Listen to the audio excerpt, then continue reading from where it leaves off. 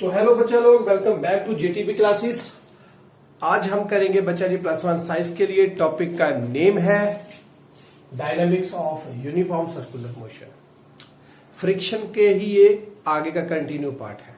Okay, but thing क्या है इसमें, एक वो है यूनिफॉर्मली सर्कुलर मोशन है और डायनामिक्स मींस मूवमेंट के movement circular motion, but uniform mean speed उसकी क्या है, यूनिफॉर्मली है और उसकी मूवमेंट कैसे होती है। और आपको ये बात बताई गई थी बच्चा जी पहले भी, जब हमने सेंट्रीपिटल सेंट्रीफ्यूगल पढ़ा था तो उसमें एक बात देखी थी हमने कि जब भी कभी कोई बॉडी सर्कुलरली मूव करती है तो उसके ऊपर एक फोर्स एक्ट करता है जो कि उसको यूनिफॉर्मली सर्कुलर डायरेक्शन में घुमाता है। और वो जो घुमाएगा इसका मतलब क्या कि कोई ऐसी चीज है जो उसको सेंटर की ओर को पकड़ कर रखेगी उस सर्कल के। जैसे ये हमारे पास कोई मान लो सर्कल है, ओके, तो एक ऐसा फोर्स, इसको अभी कोई बॉडी है, मान लो यही बॉडी है, ये ऐसे घूम रही है लगातार और यूनिफॉर्मली स्पीड के साथ घूम रही है। तो इसका मतलब कोई ऐसा फोर्स है जो इस बॉडी के ऊपर इनसाइड टूवर्ड्स दिस सेंटर की ओर लग रहा है, तो वो वाला फोर्स इस बॉडी को लगातार ऐसे घुमाने में मदद कर रहा है। तो वो जो फोर्स टूवर्ड दिस सेंटर लगता था उसे हम बोलते थे सेंट्रीपिटल फोर्स। पढ़ा था, याद है, डिस्क्रिप्शन में लिंक दे दूंगा। सेंट्रीपिटल फोर्स की फाइनल इक्वेशन क्या थी तो वो हमने पहले पढ़ा है। तो हमारे पास वो रिलेशन क्या था बच्चा जी, सेंट्रीपिटल फोर्स। तो सेंट्रीपिटल फोर्स हमारे पास था mv²/r। mv², ये मास हो गया, तो ये क्या हुई, एक्सेलरेशन। तो इसका मतलब सेंट्रीपिटल एक्सेलरेशन क्या थी, v²/r। तो ये किसके लिए हुआ, ये लीनियर मोशन वास्ते थे। जो लीनियर मोशन था उनके लिए ये हमारे पास इक्वेशन थी। और जो सर्कुलरली होगा उसके लिए हमने पढ़ा था क्या, v क्या था, ω/r। क्लियर है, याद था, v क्या है, ω/r। तो यहां पर हम वैल्यू फिल करेंगे तो ये थी क्या, एंगुलर वेलोसिटी, ये रेडियस है r, और ये थी हमारे पास वो लीनियर वेलोसिटी। तो यहां से v की वैल्यू यहां पर फिल करें तो सेंट्रीपिटल फोर्स एक और बनकर जो हमारे पास आती थी वो क्या थी, ω/r, ω²r²/r। एक r के साथ ये r चला गया और ये हमारे पास बनी ω² साथ में r।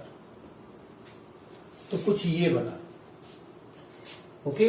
तो उसी तरीके से ये भी क्या बनेगी, v है, v की वैल्यू ये रही ω²r²/r। तो ये r के साथ ये चला गया और ω²r की रह गई हमारे पास एक्सेलरेशन सेंट्रीपिटल फोर्स की।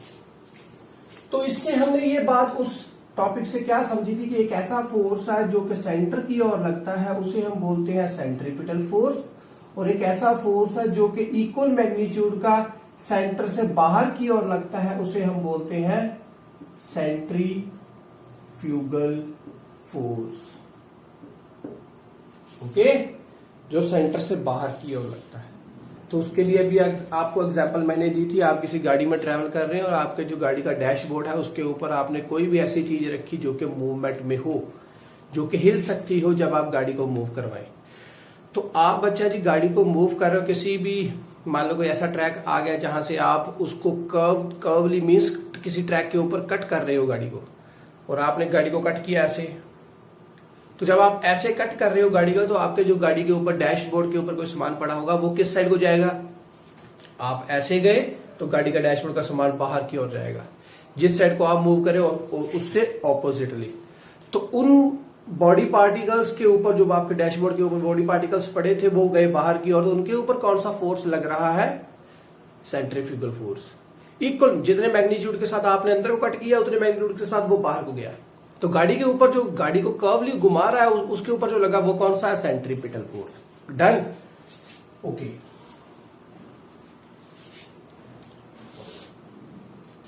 तो अभी नेक्स्ट पढ़ते हैं बच्चा जी। फिर अब जो हम पढ़ेंगे वो क्या है,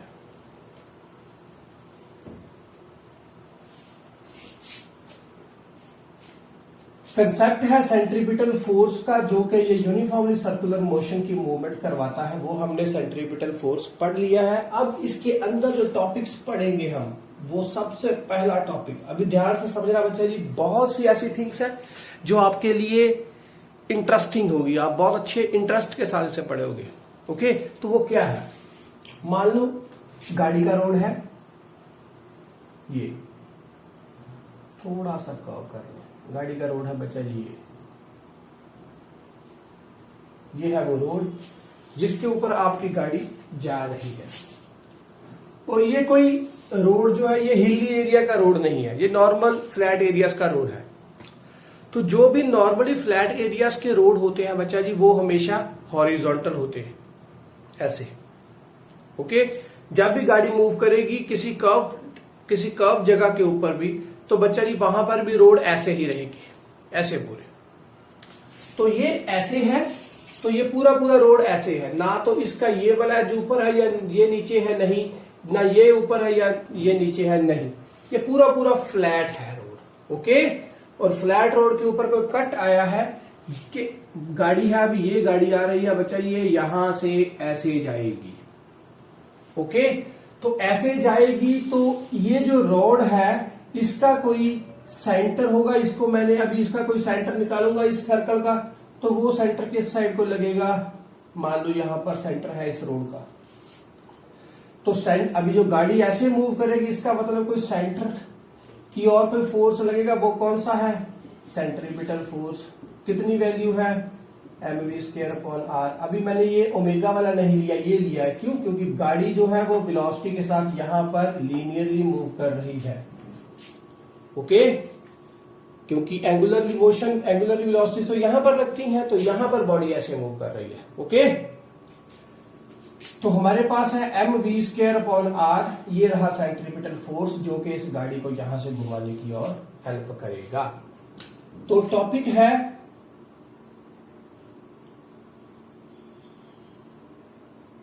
मूवमेंट ऑन अ हॉरिजॉन्टल या लेवल रोड। रोड का कोई लेवल है, फिक्स है, फ्लैट है, और उसके ऊपर मूवमेंट कैसे आएगी, या आप कह सकते हो कि वेलोसिटी क्या आएगी, कि जो हमारी गाड़ी है वो कितनी वेलोसिटी के साथ हम उसे मूव करवाएं, ताकि वो जो गाड़ी है वो किसी भी साइड को ना जाए और आराम से ऐसी चली जाए। नॉर्मल सी बात है कि जब कोई ड्राइविंग सीखता है तो उसको ऐसे रूल्स के बारे में कुछ नहीं पता होता। वो सिंपली क्या करता है, गाड़ी को चलाता है, जैसे अब वो किसी स्ट्रेट रोड के ऊपर चलाता हो, और उसी जितनी स्पीड के साथ वो किसी स्ट्रेट रोड के ऊपर जा रहा है, वो उतनी ही स्पीड के साथ गाड़ी को मूव करवाने की भी कोशिश करेगा, कर्वली किसी कट लेने की कोशिश करेगा, तब वो स्पीड को लेस नहीं करेगा। ये अक्सर देखा जाता है, और इन्हीं वजह के साथ वो इधर वो साइकिल पे हो, बाईसाइकिल पे हो, या कह सकते हैं हम कि किसी मोटर बाइक पे हो, किसी कार के ऊपर हो, तो एट दैट टाइम कोई एक्सीडेंटल केस होने की कोशिश हो सकता है, कोई एक्सीडेंटल केस हो सकता है। तो बच्चा जी उसमें ऐसी कौन सी चीज है जो दिमाग में होनी चाहिए कि जब कभी भी आप गाड़ी स्ट्रेट जा रहे हो, तो आप जब कोई कट करें तो एट दैट टाइम आपकी स्पीड क्या होनी चाहिए, उस वाली स्पीड से लेस। और अगर आप स्ट्रेटली जब जा रहे हो तो एट दैट टाइम भी आपकी स्पीड बहुत लेस है, तो जब आप कट कर रहे हो उस टाइम तो कट करते वक्त आपकी स्पीड लेस होनी चाहिए, बट एट दैट टाइम वो उतनी लेस है कट दौरान भी कि वो उतनी स्पीड के साथ मुड़ सकती है गाड़ी। तो इस बात का ध्यान रखना है कि जब कभी भी कोई गाड़ी किसी रोड के ऊपर कट करती है, तो उसका बच्चा जी एक रोड के ऊपर लिखा गया होता है कि इतनी स्पीड के साथ आप यहां से कट लें, वो साथ में एक वर्टिकल पोल लगा हो, उसके ऊपर लिखा गया होता है। जब नॉर्मल लिखा गया होता है, जब आप किसी स्ट्रेट रोड के ऊपर भी जाते हो तो वहां पर भी लिखा होता है for truck this speed is required, for bike this speed is required, for bicycle, for whatever the vehicle we are having, उन सब के लिए इतनी इतनी स्पीड हमारे पास होनी चाहिए। तो बच्चा जी इससे हमें क्या समझ में आया कि जब कभी भी वो रोड जब बना था तो एट दैट टाइम उसका वो जो म्यू की वैल्यू है, कोफिशिएंट ऑफ फ्रिक्शन है, वो डिसाइड किया गया। कि वो इतना है, इसके अकॉर्डिंगली उन्होंने स्पीड निकाली कि इतनी स्पीड है, आप इतनी स्पीड के साथ उस पर्टिकुलर रोड के ऊपर ट्रेवल करें। उससे लेस हो तो बेटर है, कोई प्रॉब्लम नहीं, बट उससे अगर ज्यादा हो तो एट दैट टाइम हो सकता है कि आपकी ब्रेकिंग सिस्टम जो है व्हीकल का वो नॉर्मल हो या नॉर्मल से लेस हो, तो एक्सीडेंटल चांसेस बढ़ सकते हैं। बट अगर आप उस पर्टिकुलर वेलोसिटी के साथ मूव करते हो तो बच्चा जी आपके एक्सीडेंटल चांसेस बहुत लेस हैं। तो वो म्यू की वैल्यू निकालकर उन्होंने पोल के ऊपर एक वेलोसिटी की स्पीड लिखी हुई होती है। तो आइए अब हॉरिजॉन्टल रोड है तो उसके ऊपर जब कट दिया जाए तो एट दैट टाइम आपकी वेलोसिटी कितनी हो। मान लो देखो गाड़ी है वो अभी यहां से फ्लैट जा रही थी ऐसे, तो वो 80 की स्पीड पे जा रही थी, तो अब उन्होंने कट करना है तो बच्चा जी वो 80 के साथ कट नहीं करेगा, तो एट दैट टाइम 80 पे है तो वो स्पीड को लेस करके 40 से स्पीड लेकर आएगा और दैट टाइम वो कट करेगा, फिर से बाद में स्पीड अपनी एक्वायर कर ले जाएगा। क्लियर? तो अब ये जो वो कितनी स्पीड हमारे पास हो ताकि बॉडी जो हमारी गाड़ी है वो ऐसे आती वक्त ना तो सीधी निकल जाए और एक्सीडेंटल केस हो गई, ऐसा केस ना हो, और ना ही वो ऐसे कट दौरान जब वो ऐसे कट पे जाएगी तो वो ऐसे होनी चाहिए, और ऐसे कट दौरान वो ना तो ऐसे फिसल जाए, मींस ऐसे आती वक्त अब ना तो वो ऐसे कट करके आगे स्किट करके आगे निकल जाए, ना तो गाड़ी आगे को पलट जाए, तो वो चीज नहीं होनी चाहिए। उसके लिए सेंट्रीपिटल फोर्स की वैल्यू कुछ ना कुछ ऐसी होनी चाहिए कि गाड़ी आगे को ना पलटे। तो वो किस पे डिपेंड होगी? वी के ऊपर। ओके, तो ये सभी थिंग्स हमें आप दिमाग में रखनी है कि आर की वैल्यू कितनी है, वी की वैल्यू कितनी है, वो सभी थिंग्स दिमाग में रखनी है। उसी के अकॉर्डिंगली क्या होगा, गाड़ी आगे को जाएगी। ओके, और ये बात भी ध्यान रखना है अगर वी की वैल्यू बढ़ाई तो सेंट्रीपिटल फोर्स की वैल्यू बढ़ गई, और सेंट्रीपिटल फोर्स की वैल्यू बढ़ने के साथ तो गाड़ी आराम से कट कर जाएगी। नहीं बच्चा जी, सेंट्रीपिटल फोर्स का ये जो मैग्नीट्यूड है सेंट्रीफ्यूगल का भी उतना ही मैग्नीट्यूड होता है, तो अगर आप स्पीड बढ़ाकर आ रहे हो तो वो उस साइड को भी जा सकती है, क्योंकि उस सेंट्रीपिटल फ्यूगल जो था उसका मैग्नीट्यूड भी तो यही है। तो स्पीड के लिए बढ़ाने के साथ सेंट्रीपिटल फोर्स नहीं बढ़ता, हमें और भी बहुत से केसेस देखने पड़ते हैं। तो वो कौन कौन से हैं उसे ध्यान में रखें। तो गाड़ी आई तो ऐसे जाएगी, अब कैसे देखिए, अभी ये सेंट्रीपिटल फोर्स जो उस रोड का है वो कहां से हमें मिलेगा, इसको भी आपने ध्यान में रखना है। देखिए गाड़ी ऐसे आई और जब आप उसको गाड़ी को कट कर रहे हो तो यहां से आपने कट किया तो गाड़ी ऐसे जाते वक्त वो टायर्स क्या करेंगे, वो नॉर्मली अपने आप को अलाइन करेंगे इस तरीके से कि मैं स्ट्रेट ही जा रहा हूं। कैसे, ध्यान समझिए, गाड़ी यहां से आई, अगर इस रोड के ऊपर कोई भी फ्रिक्शन ना हो, फ्रिक्शन ध्यान से सुनो, फ्रिक्शन ना हो तो बच्चारी क्या होगा, गाड़ी का आप टायर्स तो इस साइड को कट करोगे बट फ्रिक्शन नहीं है वो, तो वो क्या होगा, स्किट करके ऐसे सीधे ही जाएंगे गाड़ी इस साइड को कट नहीं करेंगे, फ्रिक्शन नहीं है तो गाड़ी सीधी चली जाएगी। तो इसका मतलब क्या हुआ कि एक फ्रिक्शन ऐसा वर्ड है जो कि क्या कर रहा है, गाड़ी को इस साइड को हेल्प करवा रहा है।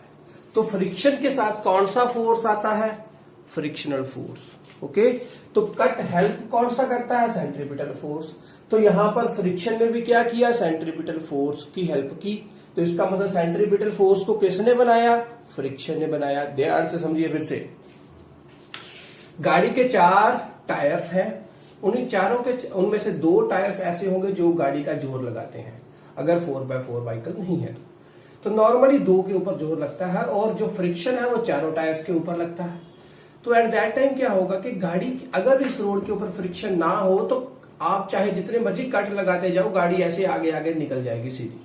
क्योंकि जैसे आप बर्फ के ऊपर चलते हो तो आप जितना मर्जी जोर लगा लो कि आप किसी पर्टिकुलर साइड की और खुद को ही चाहे मूव करवा रहे हो, बट आपके जो फुट्स हैं वो बेचारी उस साइड को मूव नहीं करवाएंगे, वो सीधा निकल जाने की कोशिश करेंगे, वो उसके ऊपर स्लिप कर जाएंगे सीधा। तो यहां पर भी अगर बेचारी रोड के ऊपर फ्रिक्शन ना हो तो गाड़ी सीधी ही निकल जाएगी। तो फ्रिक्शन है जो ऐसी चीज जो कि किस साइड को, इस साइड को लग रही है, जो कि इस बॉडी को ऐसे आगे नहीं जाने दे रही। ऐसे आगे जाएगी तो ये आगे नहीं जाने दे रही, इस साइड को लेकर जा रही है उसको, तो इस साइड को लेकर जाएगी तो तभी बॉडी ऐसे मूव करेगी। तो यहां से वो ऐसे होगी तो फोर्स, ये फ्रिक्शन है, तो ये इस साइड को अंदर को रखेगा, चल चल अंदर को भाई, अंदर को अंदर को अंदर को, टूवर्ड द सेंटर कौन सा लग रहा है, फ्रिक्शन फोर्स लग रहा है। तो इसका मतलब फ्रिक्शनल फोर्स ने क्या दिया हमें, ये दिया। ओके, सो देयरफॉर क्या समझे हम कि सेंट्रीपिटल फोर्स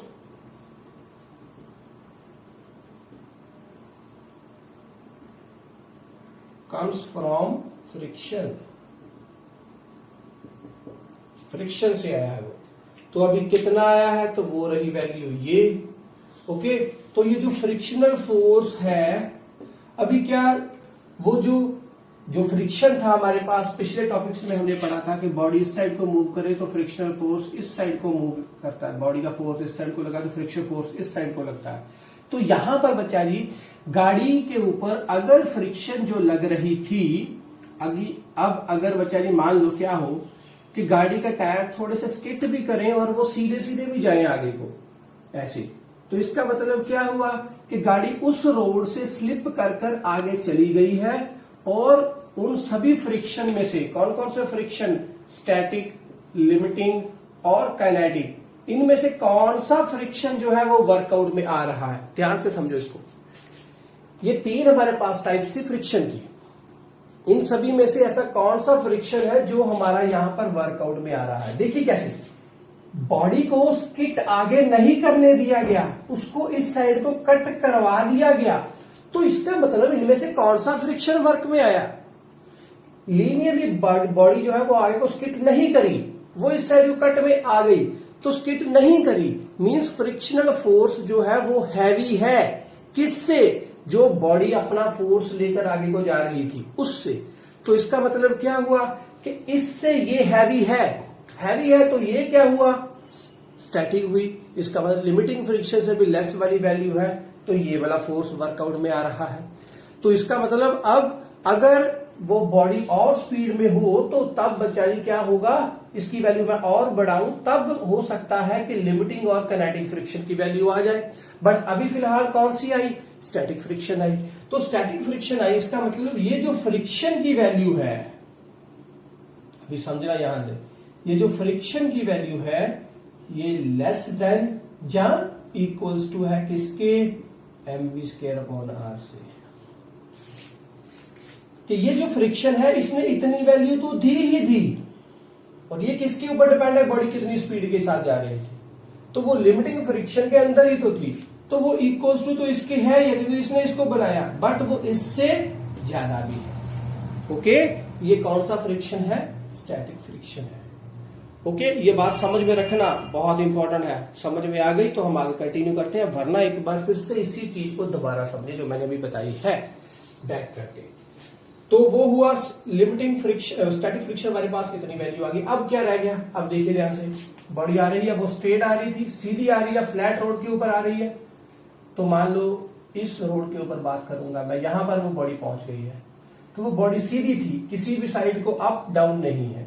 तो एट दैट टाइम क्या होगा, नीचे को फोर्स लगेगा mg, ऊपर को लगेगा r। डन। इस साइड को क्या लग रहा है, ये वाला फोर्स, ये वाला फोर्स लग रहा है इस साइड को। तो क्या रह क्या गया अभी समझिए, इसके साथ ये आया तो हमारे पास r क्या हो गया, mg। डन।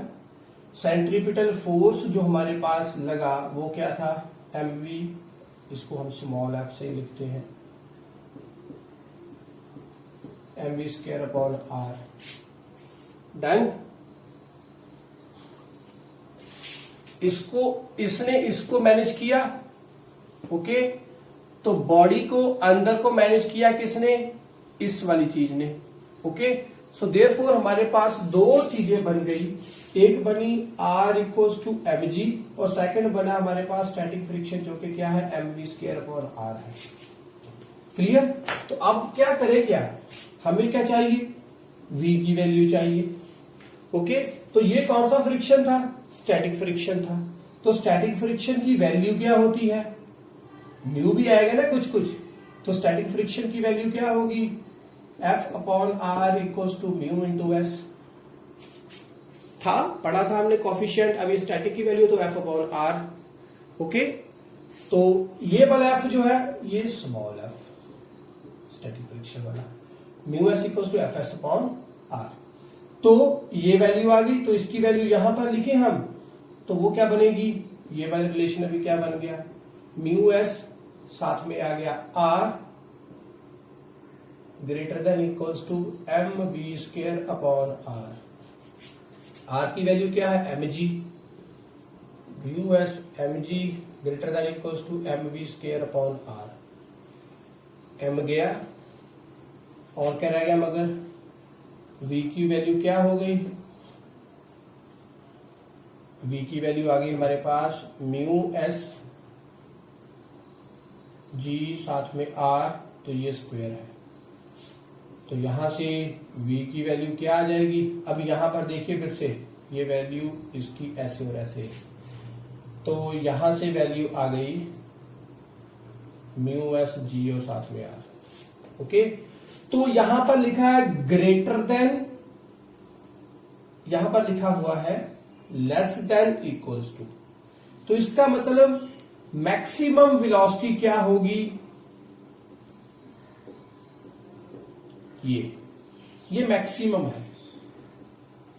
ओके, इसका मतलब v की वैल्यू इससे जा तो लेस रहेगी जा इसके बराबर रहेगी, तो इसका मतलब मैक्सिमम वेलोसिटी क्या हुई, ये हुई।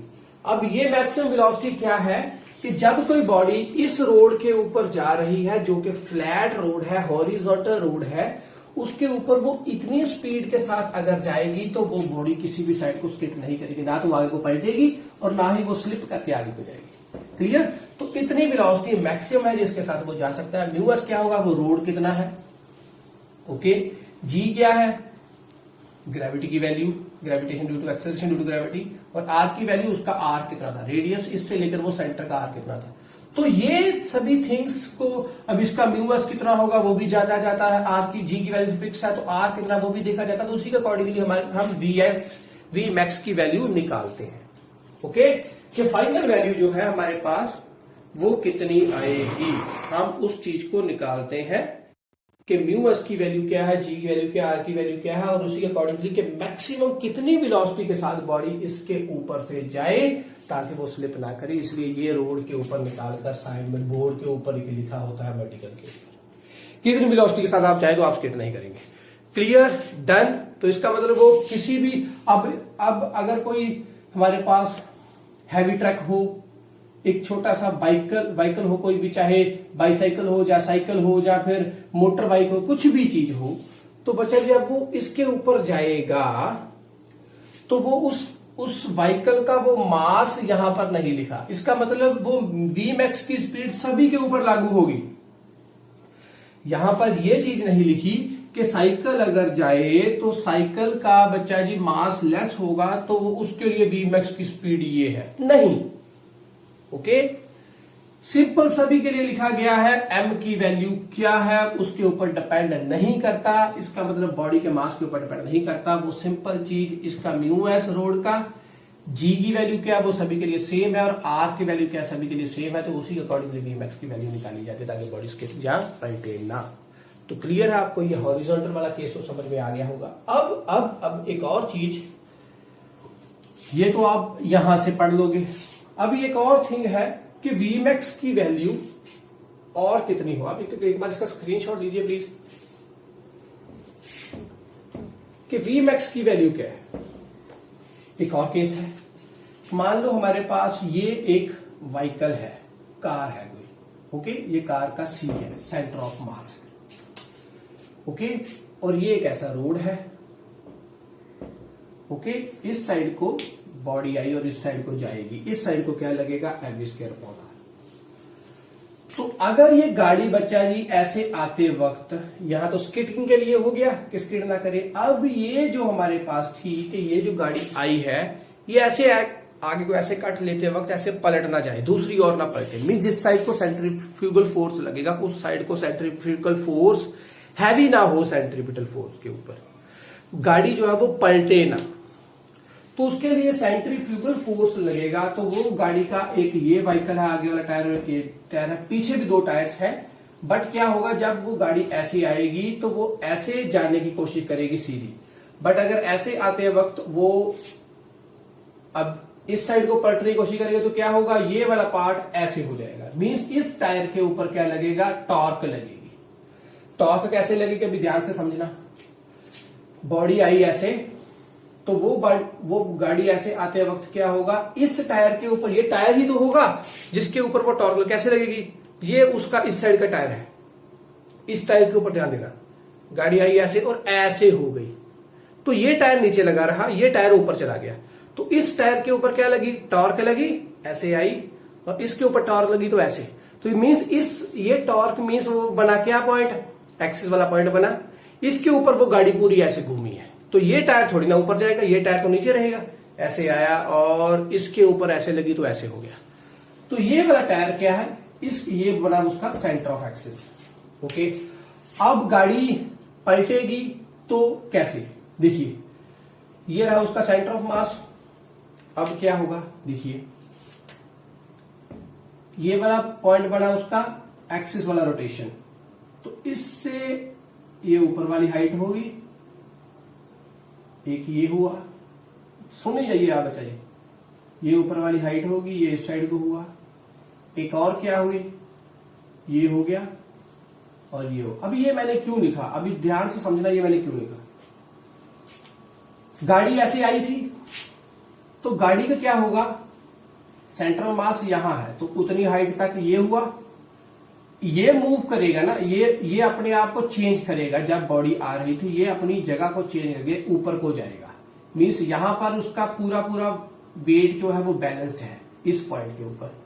अब क्या होगा कि यहां पर इसका मतलब इसी के ऊपर फोर्स लगता है तभी बॉडी इस साइड को जाती है और तभी बॉडी इस साइड को जाती है, तो इसी के ऊपर फोर्स लगा तो वो इस साइड को जाएगा। तो वो कितनी हाइट पे आई, यहां से एच की हाइट पर है, मान लो हमने लिखा कि वो एच की हाइट पर है, तो वो इस साइड को गया, तो इस साइड को सेंट्रीपिटल फोर्स है, तो इस साइड को सेंट्रीफ्यूगल है, तो वो उसकी वैल्यू भी क्या है, mv²/r है। डन, ये आपको समझ में आ गया। अभी देखना क्या, टॉर्क कैसे है, torque means moment of force, वो कैसे। अभी बॉडी ऐसे आई थी, ऐसे जा रही है, तो टॉर्क कैसे लगेगी, ऊपर को फिर ऐसे, ऊपर को ऐसे कैसे, मतलब ऐसे फिर ऐसे, तो ये बना, ऊपर को फिर ऐसे। इसी रूल के साथ हम फाइंड करते आ रहे हैं लगातार। Okay, right hand thumb rule से, ऊपर को फिर ऐसे। तो हमने पढ़ा था टॉर्क क्या थी, तो ये हो गया उस पॉइंट से R, तो ये लगा वो फोर्स, तो ये R क्या था, H, तो ये फोर्स है हमारे पास ये। ओके, तो ये टॉर्क लगी इस साइड को, तो मींस टॉर्क की डायरेक्शन किस साइड को है, इस पॉइंट से इस साइड को है। डन, इस पॉइंट पर वो टॉर्क की वैल्यू डायरेक्शन है इस साइड को।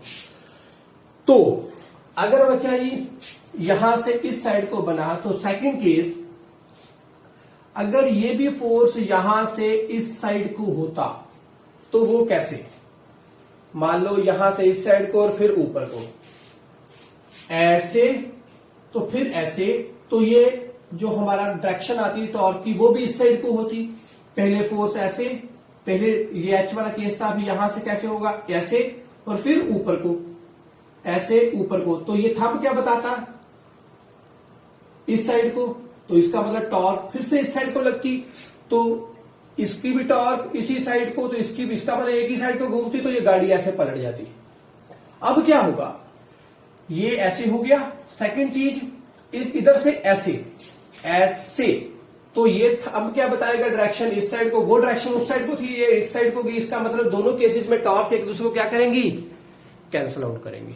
तो कैंसल आउट करेंगी तो क्या होगा, गाड़ी पलटेगी नहीं। तो कैंसल आउट कैसे होगी, तो यहां से हमने ये समझ लिया। और ये दोनों केस क्या होगा कि मान लो इस गाड़ी की विड्थ क्या है, 2x है, तो यहां तक सेंटर तक जाते वक्त ये जो सेंटर पॉइंट था हमारे पास, यहां तक डिस्टेंस है x बना, तो नीचे को क्या लगता है, बॉडी का वेट mg। तो केस क्या हो गया, अभी टॉर्क दोनों side, torque equals to torque, ये टॉर्क कौन सी थी, यहां से ऐसे, तो ये टॉर्क ऐसे थी, तो ये क्लॉकवाइज हो गई। तो ये टॉर्क कौन सी थी, ऐसे, तो ये कौन सी होगी, एंटी क्लॉकवाइज।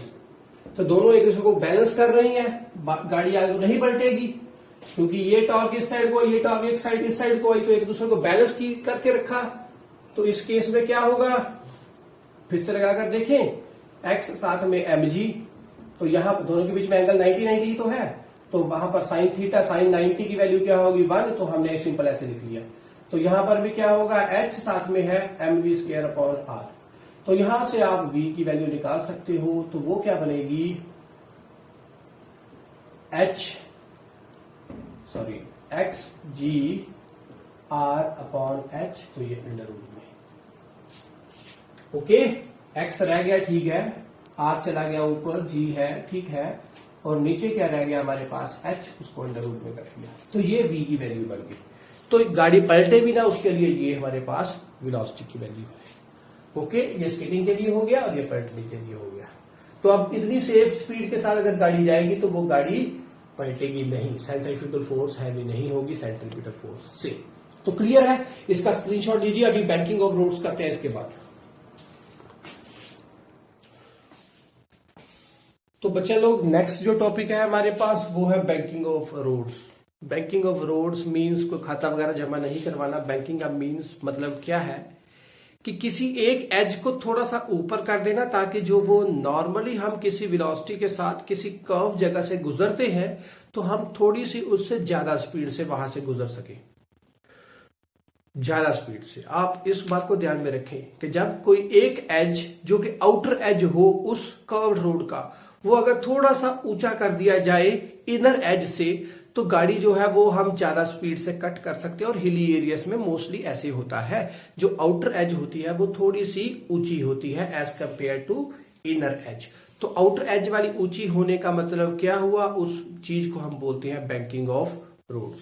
तो लिख लोगे डेफिनेशन तो आप, the outer edge is slightly higher than the inner edge of the road so that the body can move with some greater velocity on that curved road, and this process is known as banking of roads.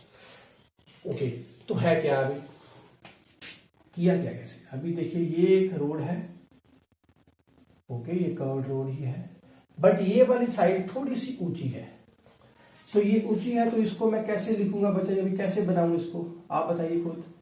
कुछ मैंने ऐसे बना दिया अभी, okay, ध्यान में रखना आप जरूर इस बात को, कुछ ऐसे किया है मैंने भी, ओके। बट जो फोर्स लगता है वो किस साइड को लगना चाहिए, ऐसे, ना कि ऐसे, ऐसे नहीं, वो लगना चाहिए ऐसे, इस पॉइंट पे टूवर्ड्स दिस सेंटर, ना कि इस साइड को, जैसे ये है ऐसे नहीं लगना, इस साइड को लगना चाहिए, सेंटर की ओर। तो अभी क्या होगा, ये स्लाइटली एच ऊपर हो चुकी है, तो गाड़ी कैसे है, अभी गाड़ी ऐसे है, उस रोड पे गुजरते वक्त थोड़ी सी ऊंची होगी, इस साइड से ऊंची होगी, तो क्या होगा, अभी ध्यान से सभी थिंग्स देखिए, ये फोर्स लगता है इस साइड को, अभी सभी के सभी फोर्स कैसे लगेंगे। तो बैंकिंग ऑफ रोड्स की गई है, तो इसका मतलब ये एच थोड़ा सा ऊपर किया तो इतना एंगल थीटा ये ऊंची हो चुकी है, ऐसे रोड थी ऐसे होगी साइड से, तो इसका मतलब अभी इतना एंगल बन चुका है, ये वाला एंगल सेंटर वाला, ये ऐसे रोड थी, ये उसकी हाइट होगी, कितना एज ऊंचा है, ये उसका रोड का अपना लेवल है, कितना बेस, कितना रोड चौड़ा है, और ये ऊपर वाला साइड क्या होगी, हाइपोटेन्यूज। तो यहां पर एंगल बना, ओके, एंगल थोड़ा सा सीधा कर दें, तो ये एंगल बना। अभी देखिए पूरी पूरी चीज होगा क्या क्या, यहां से आप इसको समझ गए बॉडी को। अभी एक पॉइंट ऑब्जेक्ट लेकर इसको समझे ताकि और चीज अच्छे से समझ में आ जाएगी। वो रहा हमारे पास, ये बॉडी रही, ओके, यहां पर बना थीटा, फ्लैट रोड होगा, वो ऐसे रोड था फ्लैट, तो वो रोड बना फ्लैट कुछ ये, और जिस साइड को फ्लैट रोड है मींस ऐसे हॉरिजॉन्टल है, उसी साइड को लगती है क्या, सेंट्रीपिटल फोर्स, ओके। ऐसे लेवल रोड पे लगती थी ना ऐसे टूवर्ड द सेंटर, ये तो हाइट है, हाइट के कारण तो फोर्स ये बना, बट वो रोड ऐसे का फोर्स है टूवर्ड द सेंटर। तो ये हमारे पास ये इतना, मतलब ये जो एंगल है वही एंगल क्या है, ये थीटा है, ओके। अब समझे हुएगा क्या, अब यहां पर जब बॉडी ऐसे जाएगी तो फोर्स किस साइड को लगता होगा, अभी ये जो बॉडी ऐसे जा रही थी एट दैट टाइम, जब बॉडी थोड़ी ऊंची हो गई तो वो बॉडी का फोर्स उस टाइम लग रहा है किस साइड को, इस साइड को, नीचे को, मींस इस साइड को लग रहा है, एफ। बट हम कौन सी कंसीडर करते हैं कि सेंट्रीपिटल फोर्स हमेशा किस साइड को होना चाहिए, इस साइड को। सो देयरफॉर ये इस साइड को लग रहा है, हमें कौन सा चाहिए, इस साइड वाला, क्योंकि टूवर्ड्स द सेंटर लगेगा, क्योंकि हाइट ऊंची है तो बॉडी को तो वो इस रोड के ऊपर वो अपने सेंटर की ओर खींचेगा। तो एट दैट टाइम जब ये ऊंचा है तो वो एफ इस साइड को लगता होगा, बट हमें किस साइड को चाहिए, टूवर्ड द सेंटर। तो क्या होगा एट दैट टाइम, तो एफ बन गया बच्चा जी किस साइड को, इस साइड को। तो यहां पर एंगल बना थीटा, तो इस साइड को जो लगेगा वो कौन सा होगा, एफ कॉस थीटा, बेस बना एंगल। तो वो जो नीचे को लगेगा वो कौन सा होगा, F sine theta. Clear, done है। तो ये आपको समझ में आ गया। अब सेकंड चीज है बॉडी का अपना वेट। तो वेट का मतलब क्या, आर। ओके, तो बॉडी का वेट है नीचे को mg, नीचे को है mg। ओके, तो ऊपर को क्या होगा, अभी यहां पर है बॉडी, तो एक ये चीज बन गई हमारे पास। अब जब वो इस फ्लैट रोड के ऊपर हो, मींस जब वो रोड ऐसे फ्लैट थी एट दैट टाइम ऐसे था, तो ये हमेशा हमारा mg ऐसे रहता है और r हमेशा ऐसे रहता है ऊपर को, r सीधा रहता है ऊपर को। यहां पर तो भी r सही था, यहां पर जाकर हाइट ऊंची हो गई, तो बचा ये r एट दैट टाइम किस साइड को हो गया, ऐसे। पहले r ऐसे था, अब r ऐसे हो गया। बॉडी ऐसे जा रही थी, अब r ऐसे होगा कि नहीं, देखिए ऐसे होगा, r होगा। पहले r सीधा आ रहा था, अब r क्या होगा, बॉडी ऊंची होगी तो r इस साइड को हो गया। क्लियर है, r कैसे चला गया, यहां से एंगल, अभी यहां पर तो ऊपर को था, अभी क्या होगा, वो थोड़ा सा यहां से खिसक कर इस साइड को हो जाएगा, तो r यहां पर पहुंच गया। अभी पहले r सीधा था, अभी r एस इस साइड को है, यहां से ये r बन चुका है अभी, हाइट ऊंची होने के साथ बाहर वाली। तो ये हाइट ऊंची होने के साथ इसका मतलब यहां पर एंगल कौन सा बन गया, थीटा बन गया। तो जितना एंगल ये बना उसी के साथ ये टिल्टेड हुई, तो इसका मतलब यहां पर भी इन दोनों के बीच का भी एंगल ये थीटा बन चुका है। तो ये थीटा आ गया हमारे पास। तो थीटा यहां पर आया, तो ये वाला कंपोनेंट कौन सा बन गया, आर कॉस थीटा बेस वाला, और इस साइड को कौन सा बन गया, are sine theta.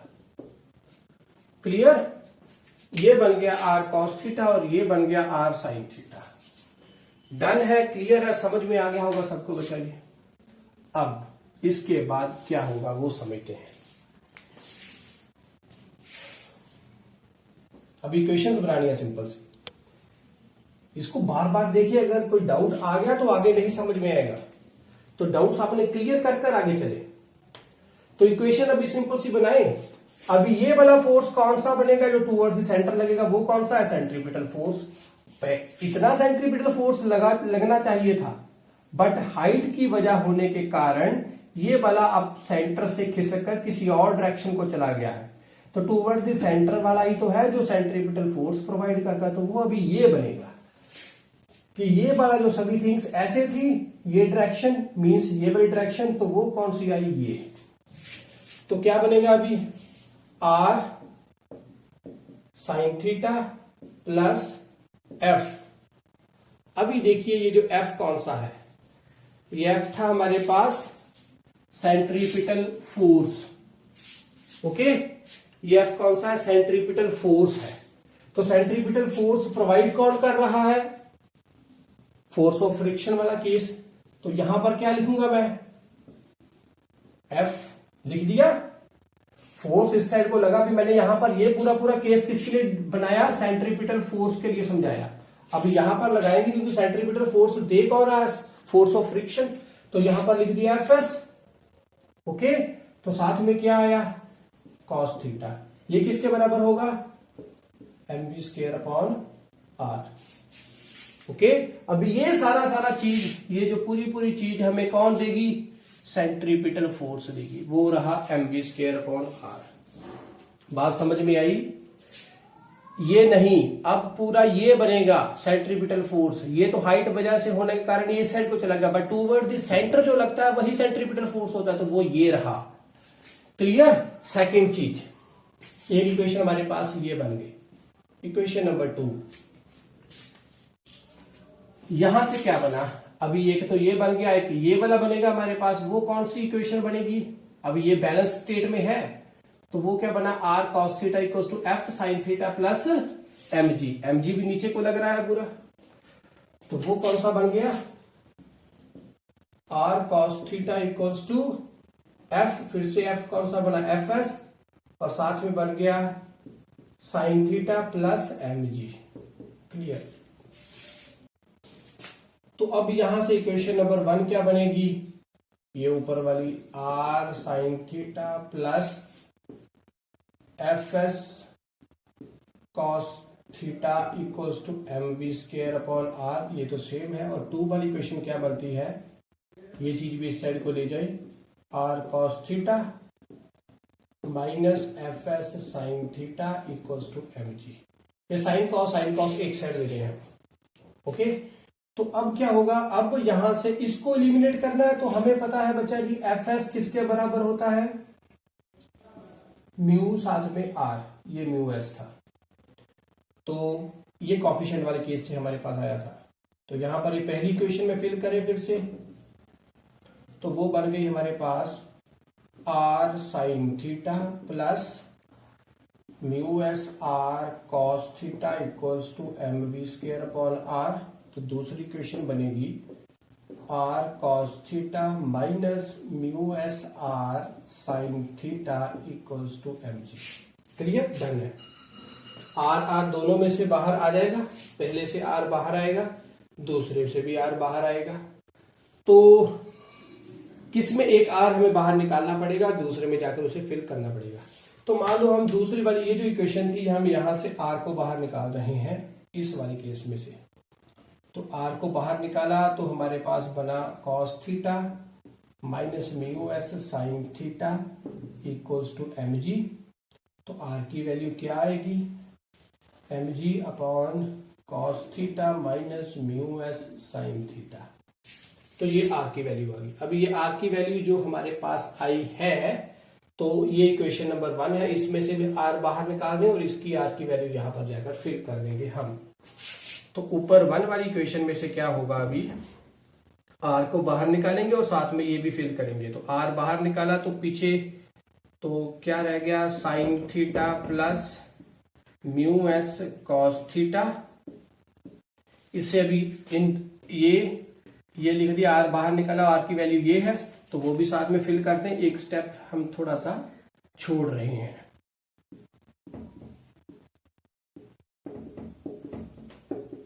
Okay, are बाहर निकाला और आर इसमें से आर बाहर निकाला पहले वाले से, और उसमें ये आर की वैल्यू साथ में फिल कर दी वैल्यू, और इक्वल्स टू क्या बना, ये बना m we square upon r. इसमें एम से एम चला गया, अभी रहा क्या, ये आर की वैल्यू यहां पर चली जाएगी, और v की वैल्यू क्या बनी हमारे पास, वी स्क्वायर इक्वल्स टू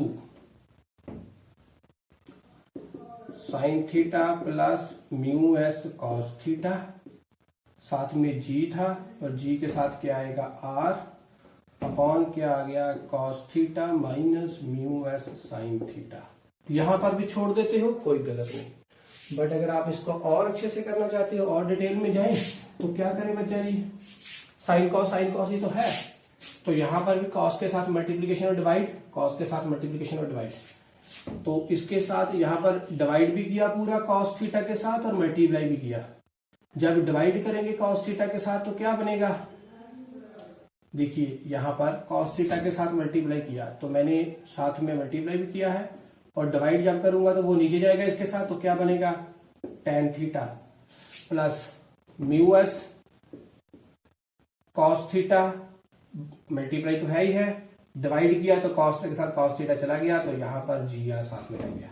तो नीचे वाले केस में भी क्या होगा, मल्टीप्लाई और डिवाइड, मल्टीप्लाई और डिवाइड किया तो यहां पर क्या बनेगा, एक कॉस थीटा मल्टीप्लाई किया तो वो बाहर आ गया, जो एक मल्टीप्लाई कर रहे थे वो तो बाहर आ गया, और डिवाइड वाले के साथ ये कैंसिल आउट हो गया, तो नीचे क्या रह गया 1 माइनस म्यू एस है, मल्टीप्लाई वाला जो था वो तो रह गया बाहर, ये दोनों वाले केस में था, मल्टीप्लाई वाला बाहर, डिवाइड वाले के साथ ये कैंसिल आउट हो गया था। यहाँ पर भी mu s sine theta upon cos theta, multiply वाला ये बाहर रह गया, डिवाइड वाले के साथ क्या बन गया, tan थीटा, और साथ में कुछ भी नहीं है, इक्वल्स टू क्या है,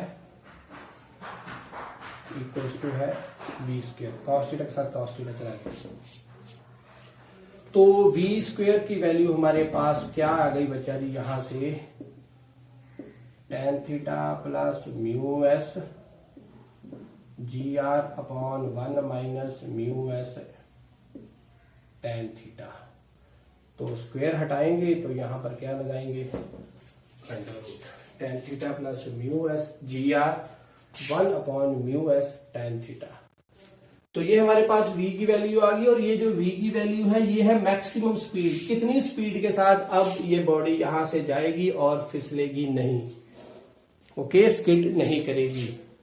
तो अभी क्या है, उस वाली स्पीड से ये वाली स्पीड क्या हो गई है, अब ज्यादा है, ओके, क्योंकि बैंकिंग ऑफ रोड्स हमने कर दी। अब इतनी स्पीड जो है वो क्या होगी, हमारे लिए बेस्ट है, इससे ज्यादा नहीं जाना, बट ये वाली जो स्पीड है वो पिछली वाली स्पीड से ज्यादा है।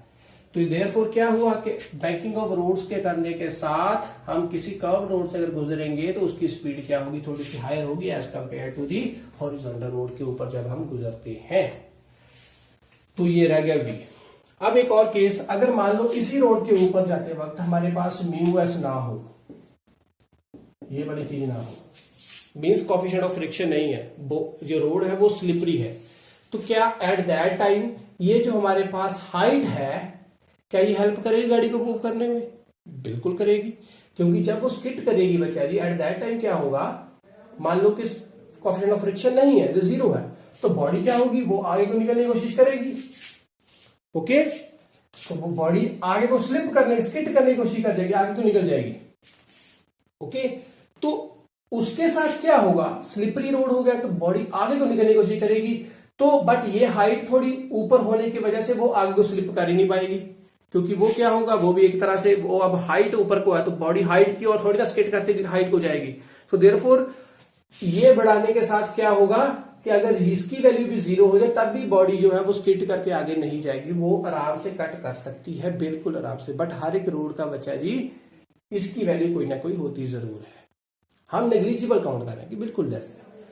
तो क्या होगा एट दैट टाइम, हम अब यहां पर तो इतनी वेलोसिटी के साथ जाएंगे म्यू एस की वैल्यू है, बट अगर ना हो तो एट दैट टाइम हमारे पास v जो स्पीड होगी वो क्या होगी, तो वो आएगी हमारे पास tan थीटा रह गया, ठीक है, म्यू एस की वैल्यू जीरो हो गई तो इसको छोड़ दिया जाए, तो साथ में क्या आएगा जी आर, नीचे क्या होगा 1, इसकी वैल्यू छोड़ दी गई पूरी पूरी तो नीचे 1 रह गया, तो ये केस हमारे पास सिंपल बच गया।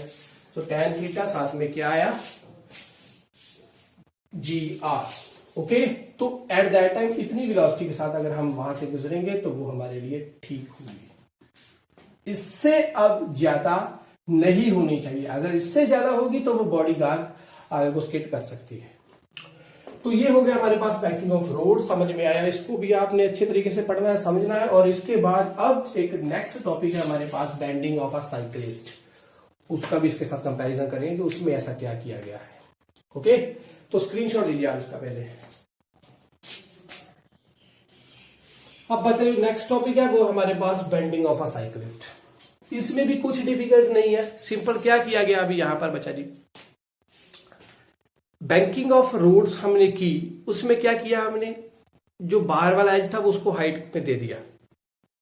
सबसे पहले हमने क्या किया, लेवल रोड पे था तो वहां पर हमारे पास v की वैल्यू कुछ ना कुछ आई थी, ओके, वो लेस थी। जब हमने बैंकिंग ऑफ रोड्स की तो उस टाइम v की वैल्यू जितनी v के साथ वो मूव कर सके वो थोड़ी सी हायर कर दी गई। थर्ड केस है बेंडिंग ऑफ अ साइकिलिस्ट। इस वाले केस में क्या होगा बच्चा जी, इस वाले केस में ऐसे है कि वो जो रोड है उसका क्या किया गया, हमने अभी बैंकिंग नहीं की है, रोड फ्लैट है, बट हम खुद जिस भी व्हीकल के ऊपर जा रहे हैं, अभी ये तो साइकिल के ऊपर ही डिपेंड होगा, कोई गाड़ी को तो हम टिल्टेड नहीं कर सकते, तो कार को बाइकल को हम जो भी हमारे पास साइकिल है उसको हम थोड़ा सा क्या कर रहे हैं, टिल्ट कर लेते हैं। जब किसी भी रोड के ऊपर से हमने कट करना हो, जब आपने रेसिंग बाइक्स देखी होगी तो एट दैट टाइम क्या होगा, मोटर बाइक्स जो थी उसको भी जिस साइड को कट करना हो तो वो जो साइकिलिस्ट या जो मोटर बाइक वाला जो चला रहा है उसे, तो वो भी क्या करता है, अपने आप को उस साइड की ओर को थोड़ा सा टिल्ट कर लेता है, उसके ऊपर अपनी बाइक को टिल्ट कर लेता है। तो उसके साथ क्या होगा कि उसको स्पीड लेस नहीं करनी पड़ती, तो उतनी स्पीड के साथ वो कट कर लेता है। तो उसके साथ कैसे होगा वो भी देखते हैं हम। तो फिर से डायग्राम वही, ये रहा हमारे पास कर्व रोड। नॉर्मली जब साइकिल हो तो एट दैट टाइम वो ऐसे चलता है, ये उसका साइकिल का वो व्हीकल है, तो वो सीधा रहता है, इसका मतलब आर उसका ऐसे रहता है।